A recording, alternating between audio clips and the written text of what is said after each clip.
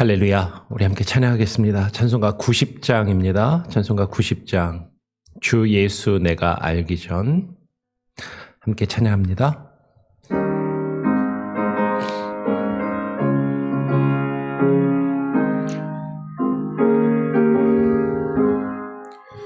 주 예수 내가 알기 전 날 먼저 사랑했네.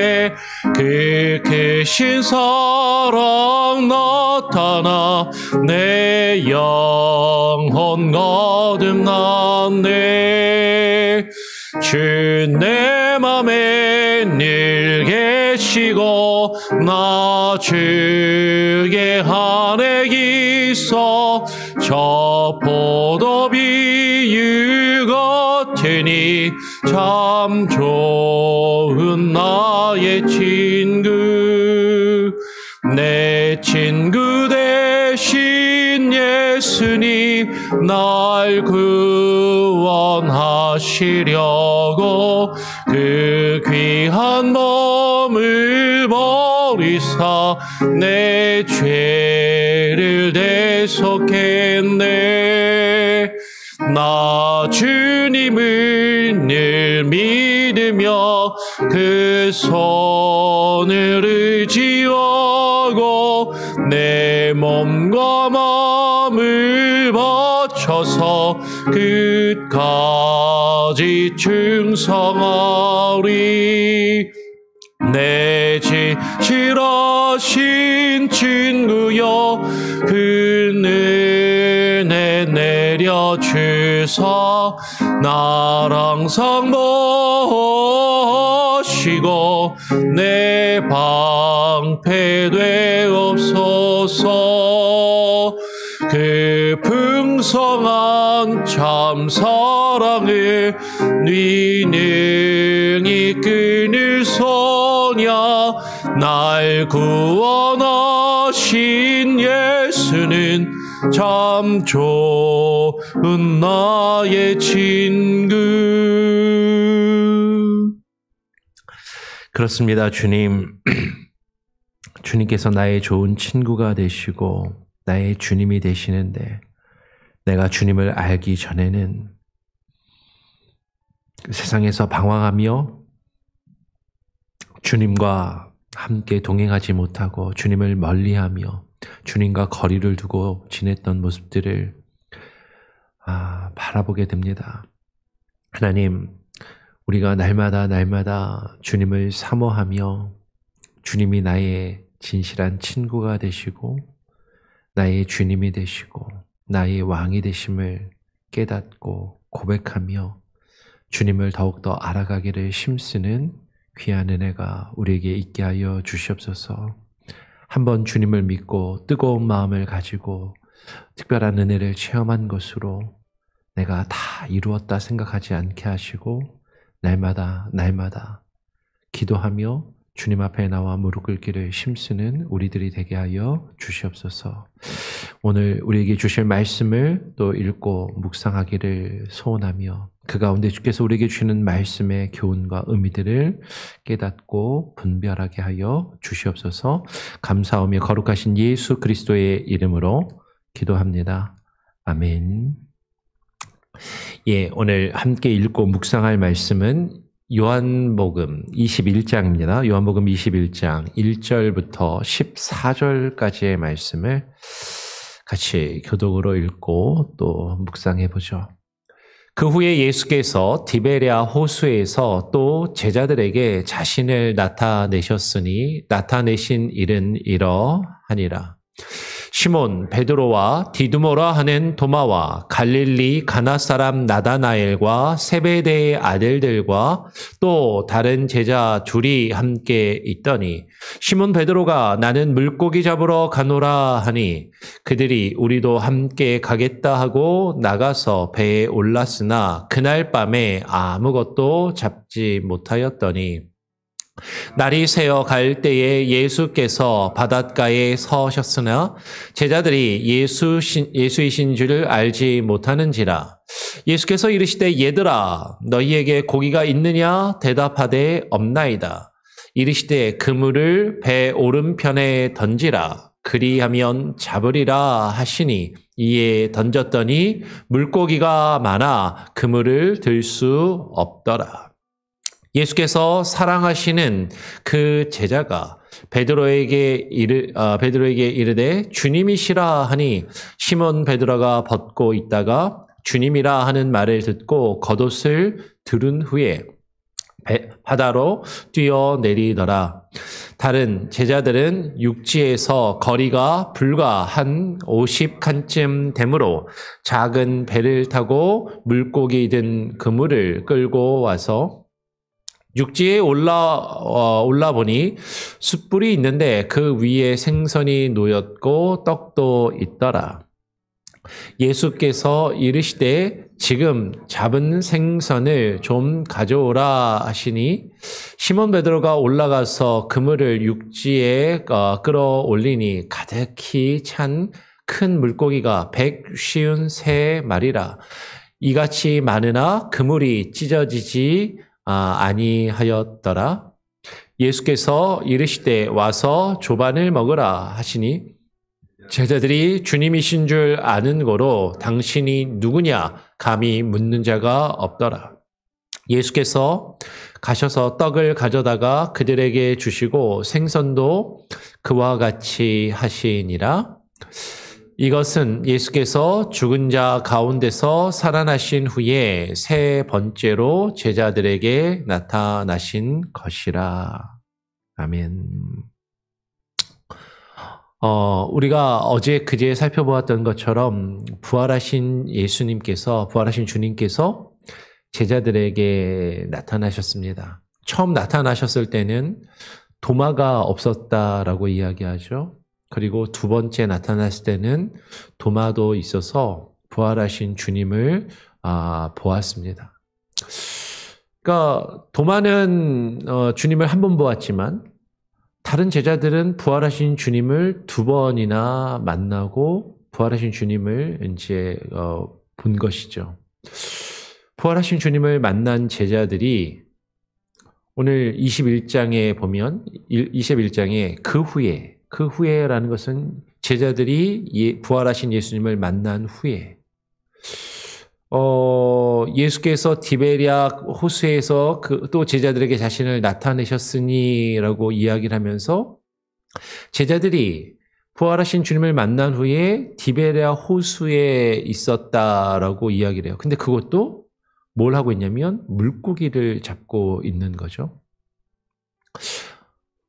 부활하신 예수님을 만났는데 부활하신 예수님을 만난 제자들이 부활하신 주님을 만나자마자 엄청나게 뜨거운 믿음과 열심을 가지고 나가서 주님이 부활하셨다라고 외치고 다니면서 소위 말하는 전도를 하고 많은 사람들에게 부활하신 예수님을 증거한 것이 아니었다라는 거죠.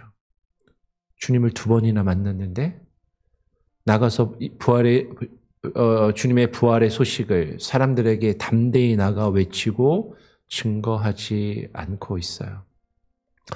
그러면서 디베랴 호수에 지금 모여 있는 거죠. 디베랴 호수라는 것은 갈릴리 호수를 일으켜서 부르는 다른 말입니다. 그러니까 갈릴리 호수에 동네들이 여러 개가 있잖아요. 그러니까 그 중에 한 동네가 디베랴 지역이라고 하는데 그 지역에서 호수를 바라볼 때 디베랴 호수라고 그렇게 부르는 것이죠. 그러니까 이 디베랴 호수는 우리가 잘 알고 있는 갈릴리 호수, 갈릴리 바다. 또 왜 바다라 그러지? 호수인데. 그러니까 유대인들은 물이 많이 모여 있는 것을 히브리어로 얌이라고 부르고 그 얌이라는 말은 이제 물이 많이 모여 있는 곳, 보통 바다라고 번역이 되는데 물이 많이 모여 있는 곳이라는 뜻이죠. 그러니까 성전의 놋바다도 물을 받아서 많이 모아놓은 곳이라는 뜻으로 성전에서 쓰는 놋대야도 큰 물 탱크를 놋바다라고 그렇게 부르잖아요. 그러니까 호수인데 이제 유대인들은 그냥 히브리어로 얌이라고 부르니까 통상 갈릴리 바다라고도 부르기도 하는데 오늘날 우리의 개념에서 보면 커다란 바다가 아니라 호수인 것이죠. 근데 그 갈릴리 호수에 지금 제자들이 모여 있는 것이에요. 왜 갈릴리 호수에 제자들이 있었을까? 부활하신 주님을 만난 제자들이 성경을 읽어보면 오늘 요한복음을 우리가 살펴보고 있지만 마태복음 28장 10절을 보면 갈릴리로 가라 하거늘 거기서 나를 보리라라고 예수님께서 말씀하시는 그런 장면이 나옵니다. 그러니까 제자들에게 갈릴리로 가면 나를 볼 것이다라고 예수님이 말씀하셨고, 그러니까 마태복음에는 부활하신 제자들이 예수님을 바로 만나는 장면이 안 나오고 이제 갈릴리에서 만나는 것처럼 또 이렇게 기록을 하는 거죠. 그리고 마가복음 16장 7절에 보면 예수님이 아니라 천사가 이야기를 합니다. 예수께서 너희보다 먼저 갈릴리로 가시나니 전에 너희에게 말씀하신 대로 너희가 거기서 예수를 배우리라 라고 천사가 알려줘요. 그러니까 지금 제자들은 어쩌면 예수님께서 갈릴리로 가면 나를 또 만날 수 있을 거다 라고 말씀하셔서 지금 갈릴리로 온 것처럼 보이는 것이죠. 부활하신 주님을 만나기 위해서 이미 부활하신 주님을 만났는데 어쩌면 마태나 마가복음에서는 주님을 아직 만나지 못했으니까 갈릴리로 가는 것 같은데 요한복음은 이미 주님을 만났음에도 다시 주님을 만나기 위해서 갈릴리로 제자들은 간 것으로 볼 수도 있겠죠. 근데 이 갈릴리에 이제 제자들이 모여 있습니다. 근데 지금 이 갈릴리에 제자들이 모여 있는데 몇 명이 모여 있냐면 2절에 보니까 시몬, 베드로와 디두모라 하는 도마와 갈릴리 사람 사람 나다나엘과 세베대의 아들들과 또 다른 제자 둘이 함께 있었으니까 몇 명이죠? 베드로, 디두모라고 하는 도마, 갈릴리 사람 가나 사람 나다나엘, 세베대 아들 야고보와 요한 2명, 5, 그리고 또 다른 제자 2 해서 7명이 있었어요. 7명. 7명이 있는 거죠. 근데 여기서 이제 나다나엘은 공간복음에서는 12명의 제자의 이름에서 발견되지 않는 사람입니다. 요한복음 앞에서 1장에서 나다나엘이 한번 나오거든요. 그리고 또 21장에서 마지막에 또 한번 이렇게 나오는데 이 나다나엘이 예수님의 12명의 제자들 중에 누군가의 다른 이라면 보통 바돌로메의 다른 이름이 아니겠냐 이렇게 생각하는 경우들도 있는데 그렇다면 예수님의 제자 12명 중에 7명이 여기 있는 것이죠. 그러면 가룟 유다는 예수님을 배반하고 죽고 몇 명 남았어요? 12명 중에 11명이 원래 예수님의 제자인데 11명 중에 7명이 있으니까 4명은 어디 갔어요? 4명은 없는 거죠. 아니면 나다나엘이 예수님의 12명의 제자에 들어가지 않는다고 하면 6명이 남아있으니까 5명은 예수님의 제자 5명은 또 발견이 되지 않습니다. 부활하신 주님을 만났는데 제자들이 다 함께 모여서 뭔가를 주님의 그 부활을 증거하며 어떤 일을 이루기 위해서 함께 모여 있지도 않고 조금 흩어져 있는 것 같고 지금 부활하신 주님을 만났다고 제자들이 갑자기 뭔가 대단한 변화가 일어난 것처럼 보이지 않는다라는 거죠. 오히려 지금 이들은 갈릴리에 와서 자신들의 고향인 갈릴리에 와서 예전에 자신들이 가졌던 어부의 직업을 가지고 있었잖아요. 그러니까 시몬 베드로가 나는 물고기 잡으러 가노라. 나 지금 여기 있는데 지금 여기서 주님이 나를 만나시겠다고 하긴 했는데 내가 원래 어부라서 그냥 가만히 있으니까 근질근질하기도 하고 가만히 있으면 답답하기도 하고 내가 원래 어부였으니까 물고기를 잡으러 가겠다라고 이야기를 하는 것이죠. 그러니까 다른 제자들도 그들도 우리도 함께 가겠다라고 하면서 배에 올라서 물고기를 잡는 것이에요. 여러분 부활하신 주님을 만났어요.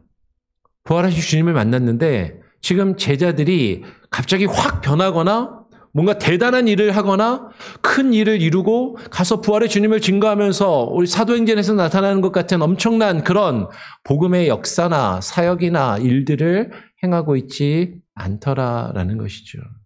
왜 그래요? 부활하신 주님을 만났는데 아직 주님이 약속하신 성령을 받지 못했기 때문입니다. 어쩌면 우리도 그럴 수 있는 거죠. 주님을 믿고 교회에서 신앙생활을 하다가 인격적으로 주님을 깊이 한번 체험하고 인격적으로 주님을 만났어요. 부활하신 주님을 만났습니다. 그것이 부흥회가 됐던 수련회가 됐던 기도회가 됐던 어떤 말씀을 통해서 어떤 특별한 기회를 통해서 주님을 인격적으로 경험하고 체험하는 그런 놀라운 일들이 있었어요. 근데 그 경험이 우리를 한 번에 완전히 변화시키지는 못하더라라는 것이죠. 여전히 우리는 일상으로 돌아가고 원래 우리가 있던 곳으로 돌아가서 내가 하던 일들을 하고 그리고 여전히 함께 모여서 모든 주님의 일을 다 함께 모여서 감당하는 게 아니라 어떤 이들은 모이기도 하고 어떤 이들은 자기 볼일을 보러 다른 곳에 가기도 하고 흩어져 있는 그런 모습을 지금 나타내 보이더라라는 것이죠. 근데 예수님께서는 왜 제자들에게 갈릴리로 가라고 하셨을까? 왜 갈릴리에서 제자들을 다시 만나자고 말씀하시는 것일까?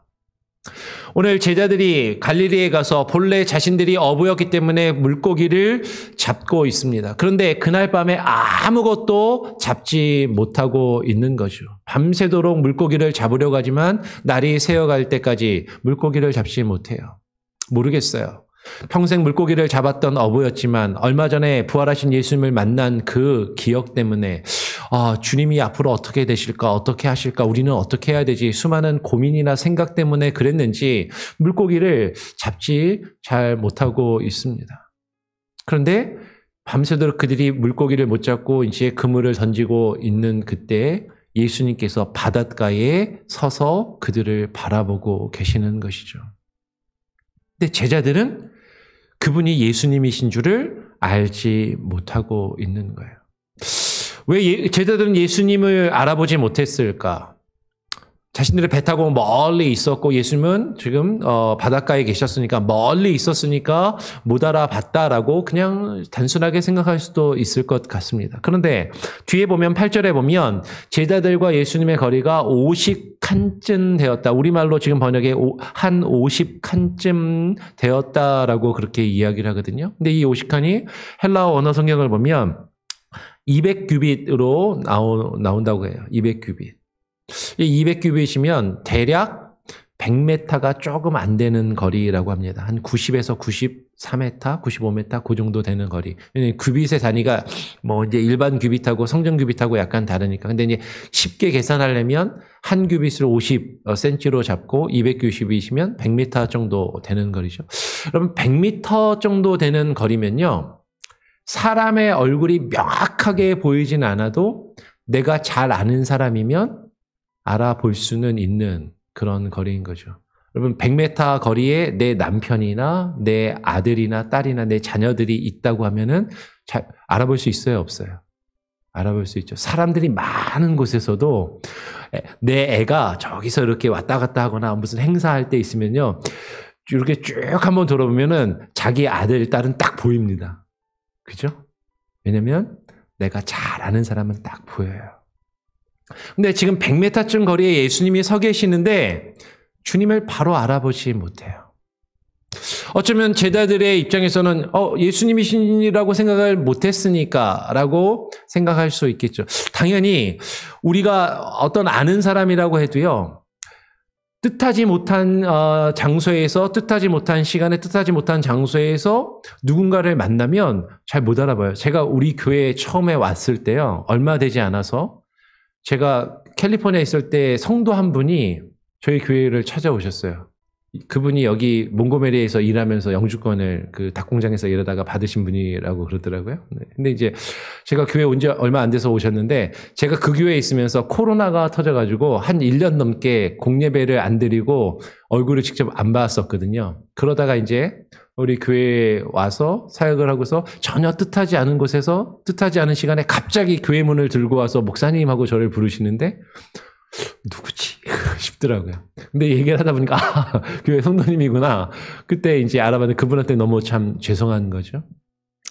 그러니까 뜻하지 못한 장소에서 뜻하지 못한 시간에 뜻하지 못한 장소에서 알던 사람을 만나면 못 알아볼 수도 있어요. 근데 예수님이잖아요. 부활하신 주님이잖아요.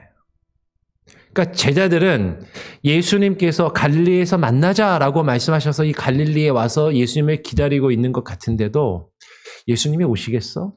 언제 오시겠어? 사실 지금 예수님에 대해서 생각을 하고 있지 못했던 것 같다라는 것이죠.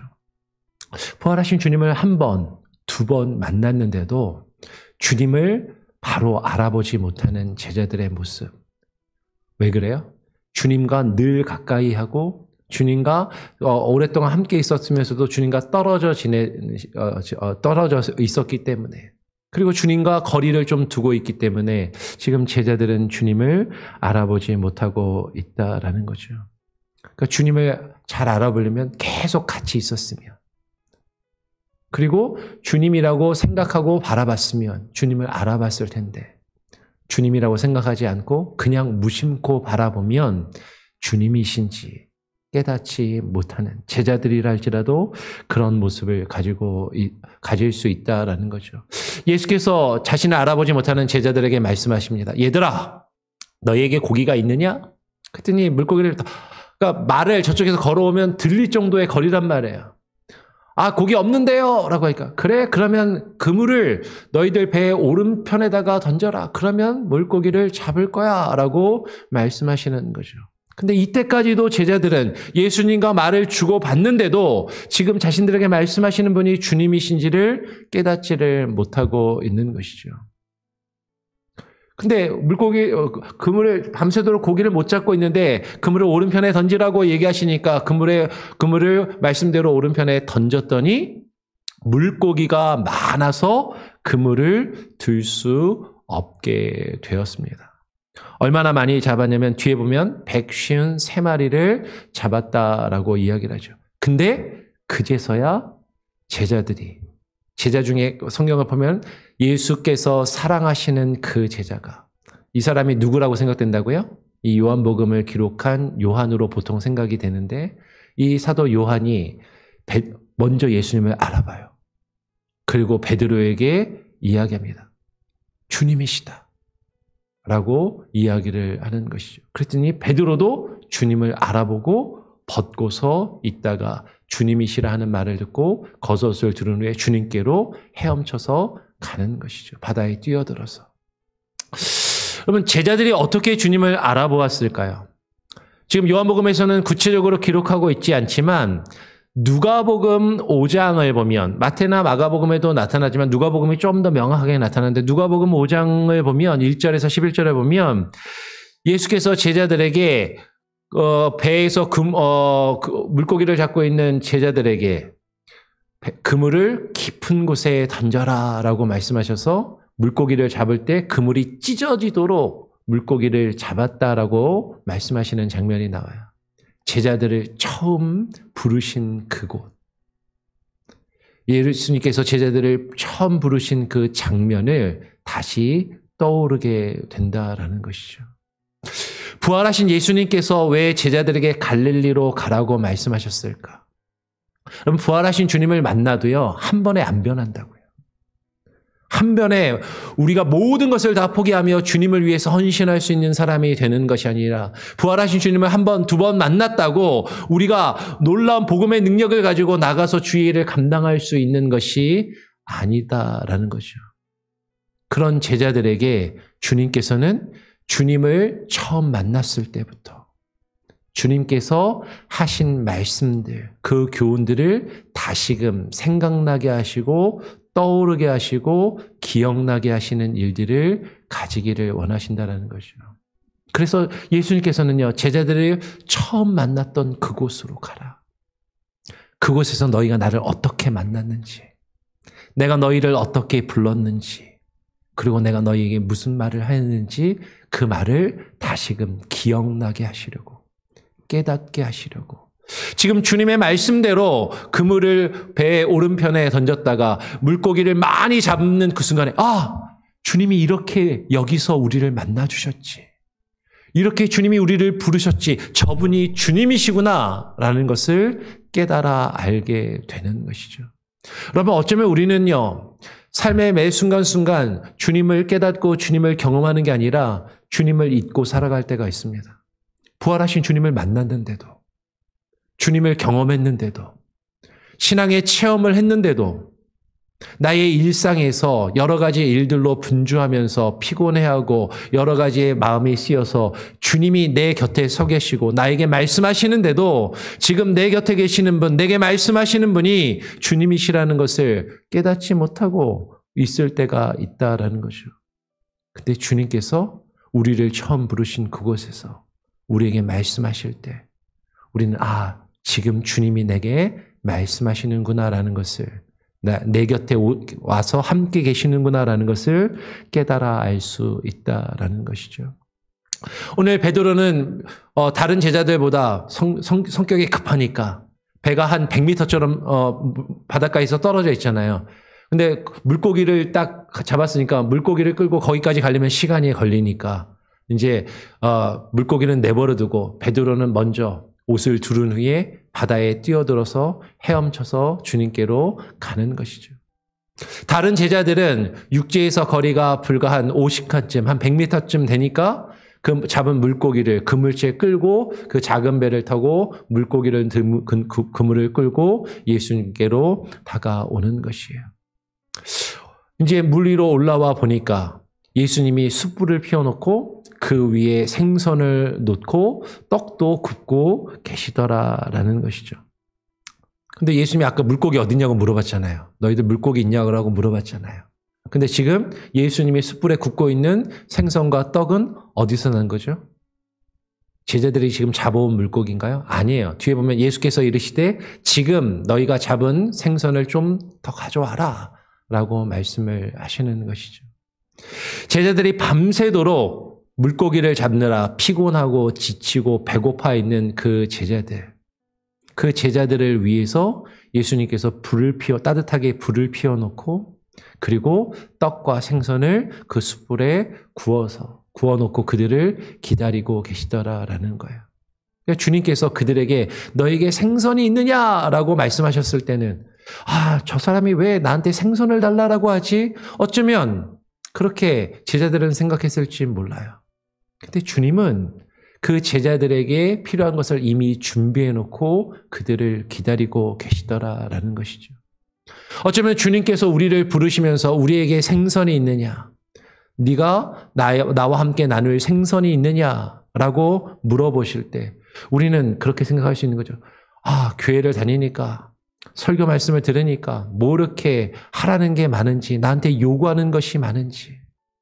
근데 주님은 이미 우리를 위해서 우리에게 필요한 것들을 준비하고 계시고 우리를 기다리고 계시는 분이시다라는 거죠. 그 물고기를 잡아와서 제자들이 그 얼마나 많은 물고기를 잡았는지를 세어봅니다. 시몬 베드로가 올라가서 그물을 육지에 끌어올리니 가득히 찬 큰 물고기가, 작은 물고기는 빼고 아마 큰 물고기만 생것 같아요. 큰 물고기가 몇 마리였다? 153마리. 153마리였다라는 거죠. 근데 이와 같이 많으나 그물이 찢어지지 아니하였다라고 이야기해요. 예수님을 처음 만났을 때는, 제자들을 부르셨을 때는 그물이 찢어질 정도였는데 지금 부활하신 주님을 만난 이후에는 어쩌면 더 많은 물고기를 잡았는지도 모르는데 그물이 찢어지지 않고 그것을 온전히 보존하게 되는 모습을 가지고 있는 것이죠. 그런데 왜 지금 요한복음은 물고기를 많이 잡았다라고 하면 될 텐데 153마리라고 구체적으로 이야기를 하고 있을까요? 어쩌면 제자들이 지금 이 경험한 것이 너무나도 강력한 경험이었기 때문에 그것이 인상에 남아서 그때 한 마리 한 마리 세었던 물고기의 숫자가 탁 각인되고 그것을 잊을 수 없어서 그냥 이렇게 이야기한 것으로 생각할 수도 있어요. 근데 성경을 해석하는 학자들 중에는 여기에 좀 의미를 부여하려고 하는 사람들도 있습니다. 여러분, 물고기라는 건 상당히 좀 독특한 의미가 있어요. 물고기를 익투스라고 하거든요. 헬라어로. 익투스라는 말이 이게 약자인데 예수 크리스토스 데오 히오스 또 데오스. 그래서 예수 그리스도는 하나님의 아들이시다라는 뜻을 물고기가 가지고 있습니다. 상징적으로. 그래서 초대교회는요, 초대교인들이 박해가 있을 때 자기들끼리 기독교인이라는 것을 상징하는 그 표시가 뭐냐면 물고기를 이렇게 그리는 거예요. 요새도 여러분 자동차 타고 다니다 보면 차 뒤에 이렇게 물고기 달고 다니시는 분들 있죠? 이제 그 차에 물고기 표시가 있으면, 사인이 있으면 나 기독교인이요라는 그런 사인이다라는 거죠. 그러니까 초대교회에 기독교인이라는 거 십자가를 이렇게 그을 수도 있는데 그 당시에는 물고기 모양을 이렇게 그으면 내가 예수가 하나님의 아들이라는 것을 믿는 사람이다라는 그런 뜻이었다라는 거죠. 그런데 그 예수 그리스도가 하나님의 아들이라는 그것이 153마리에 또 담겨 있다라고 그렇게 이야기를 합니다.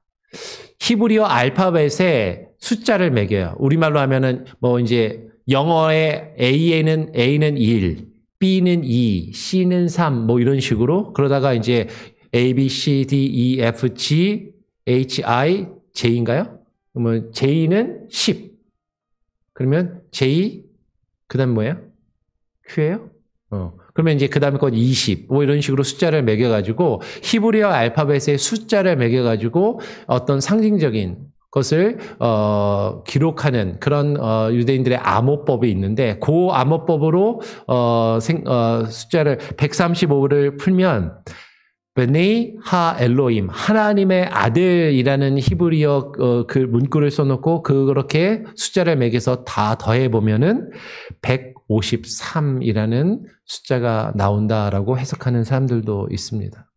그러면서 이것이 예수 그리스도가 하나님의 아들 되심을 나타내주는 표적이다, 상징이다라고 그렇게 이야기를 하기도 하는 것이죠. 오늘 그 예수님께서, 하나님이 아들이신 그 예수님께서 제자들을 위해서 음식을 준비해 놓고 와서 조반을, 아침을 먹으라라고 이야기하시는 거죠. 밤새도록 물고기를 잡느라 바다에서 파도와 싸우며 추위에 떨었던 제자들, 피곤하고 배고프며 지쳐있는 그 제자들에게 아침을 준비해서 먹으라라고 말씀하시는 주님. 이제 그 자신들 앞에 계시는, 자신들에게 먹을 것을 준비하고 계시는 그분이 주님이신 줄 알고 제자들이 주님이신 줄 아는 거로 당신이 누구냐 감히 묻는 자가 없더라라고 이야기를 하는 거죠.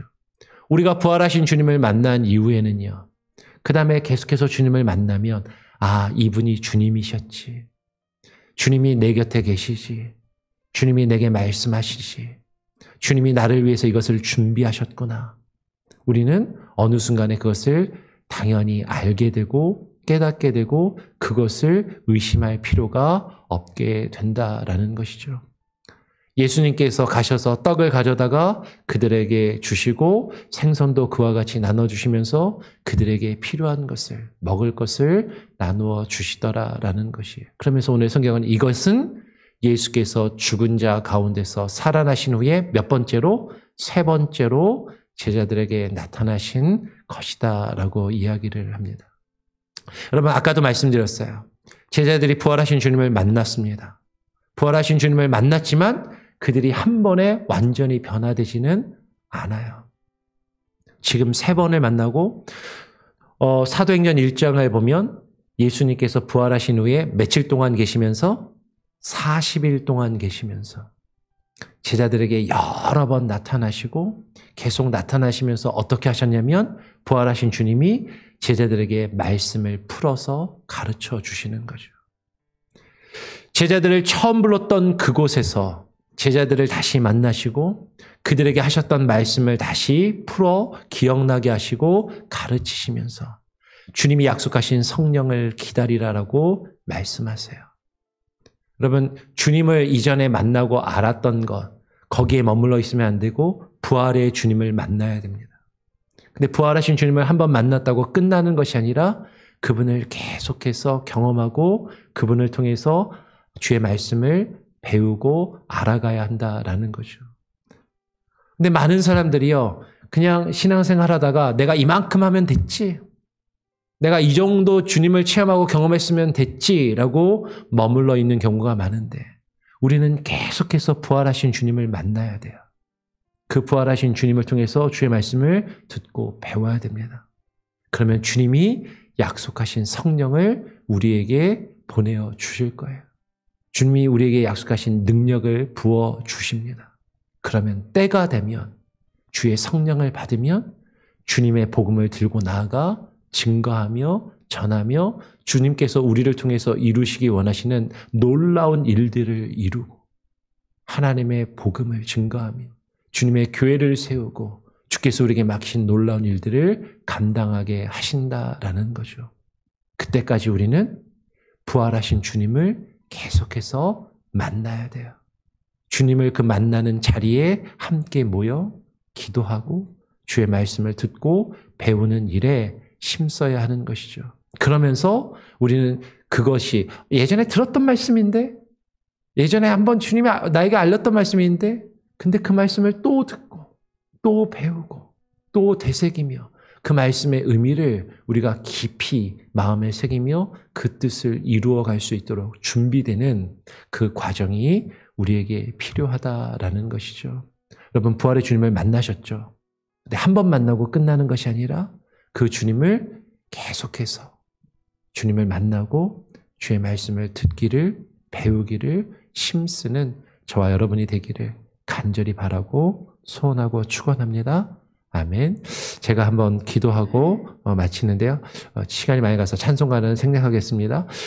참고로 어제 기도 제목을 나누었는데 김창수 장로님 남편분이 원래는 그저께 수술을 받으려고 병원에 가셨다가 여러 가지로 염증도 심하고 혈관 쪽이 안 좋아가지고 수술을 어제 오전에도 못 받고 어제 저녁에 그래도 다행히 수술을 받으셨습니다. 그래서 수술은 잘 됐다라고 그렇게 얘기를 하시고요. 며칠 병원에 한 2, 3일 병원에 더 계셔야 된다고 하는데 혈관이랑 상태가 안 좋아서 어제는 중환자실로 잠깐 옮기셔서 지금 중환자실에 아직 계신다고 들었거든요. 잘 회복이 될 수 있도록 그렇게 여러분 기도해 주시고 여러분 또 김창수 장로님을 위해서도 그 가족을 위해서도 기도해 주시기를 부탁을 드립니다. 제가 한번 기도하고 또 주님 가르쳐 주신 기도를 마친 이후에 자유롭게 기도하도록 하죠. 하나님 아버지 감사합니다. 오늘 이 아침에 우리가 또 모여서 우리가 부활의 주님을 만나고 경험했지만 그 부활의 주님을 통해서 놀라운 일들을 체험했지만 여전히 우리는 우리의 삶의 자리에 머물러 있고 우리가 하던 일로 분주하며 늘 모이지 못하고 흩어져 있고 각각의 자리에서 각각의 일들로 힘들어하며 지쳐있는 우리들에게 그 부활의 주님이 다시 찾아오시고 우리를 처음 만나셨던 그 자리, 우리를 부르셨던 그 장소에서 우리에게 계속해서 말씀하시고 우리를 부르고 계심을 우리가 깨닫게 하여 주시고 그 부활의 주님을 만나 주님을 체험하며 주님을 경험하고 주의 말씀을 지속적으로 듣고 배우며 주께서 이전에 우리에게 하셨던 말씀이지만 그 말씀의 의미들을 다시금 더 깊이 묵상하고 깨달아 알아갈 수 있는 귀한 은혜가 있게 하여 주시옵소서. 주님을 만나고 부활하신 주님을 체험하고 경험했지만 놀라운 은혜들을 겪었지만 그러나 여전히 변화되지 않고 완전해지지 않고 여전히 머물러 있는 우리들을 주님께서 계속해서 다듬어 가시고 변화시켜 가심을 우리가 알게 하시고 주님이 약속하신 성령을 받기까지 주님이 우리에게 그 능력을 부어주시며 우리들이 준비될 때까지 하나님께서 말씀하신 그 은혜들을 찾고 구하며 주의 말씀을 구하며 주님을 만나기를 또 우리가 사모하며 주님께 나아가게 하여 주시옵소서. 그러나 내 곁에 계신 주님, 내게 말씀하시는 주님을 아직도 우리가 부활의 주님을 만났음에도 깨닫지 못하고 주님을 바로 알아보지 못하며 우리의 일들로 분주하며 바빠하지 않도록 우리가 주님께 집중하게 하시고 주님을 향하여 우리의 마음이 열려질 수 있도록 주의 음성을 듣기에 힘쓰도록 하나님 우리의 마음을 주장하여 주시옵소서. 하나님 우리 일상의 삶 가운데 수많은 일들과 문제들로 괴로워하며 아픔 가운데 있는 이들 성도들이 있습니다. 저들의 기도의 제목을 들으시고 치료하시고 하나님 회복시켜 주시고 특별히 아픈 영혼들, 아픈 가족들이 있는 가정들, 성도들을 위하여 기도하오니 하나님 치유의 능력으로 하나님 나타나 주시고 역사하여 주시옵소서. 특별히 어제 저녁에 발가락 수술을 받으신 우리 김창수 장로님 남편분 환부를 도려내고 하나님 남은 부분이 잘 회복되게 하시고 일상의 삶을 살아가는데 약간의 불편은 있겠지만 하나님 어려움이 없도록 하나님께서 회복되게 하시고 건강을 하나님 온전히 회복시켜 주시고 하나님 잃지 않게 하여 주시옵소서. 가족들의 마음을 위로하시고 붙들어 주시고 하나님 더욱더 주님을 찾고 구하며 주님을 의지하는 은혜의 기회가 되게 하여 주시옵소서. 하나님 우리 오늘 한 사람 한 사람 각각의 기도의 제목, 성도들의 기도의 제목을 주님 들으시고 응답하여 주시기를 간절히 바라며 또 나라와 민족을 위하여 기도하오니 주님 우리 나라와 민족을 긍휼히 여겨주시고 하나님의 선하신 뜻이 이루어지게 하여 주시옵소서. 모든 것을 주께 맡기고 주님께 의탁드리오며 살아계신 우리에게 찾아오셔서 지금도 우리 곁에 계시며 말씀하고 계시는 우리 구주 예수 그리스도의 이름으로 기도합니다. 아멘. 하늘에 계신 우리 아버지여, 이름이 거룩히 여김을 받으시오며 나라가 임하시오며 뜻이 하늘에서 이루어진 것 같이 땅에서도 이루어지리이다. 오늘 우리에게 일용할 양식을 주옵시고 우리가 우리에게 죄 지은 자를 사하여 준 것 같이 우리 죄를 사하여 주옵시고 우리를 시험에 들게 하지 마옵시고 다만 악에서 구하옵소서. 대개 나라와 권세와 영광이 아버지께 영원히 있사옵나이다. 아멘. 자유롭게 기도하시기 바랍니다.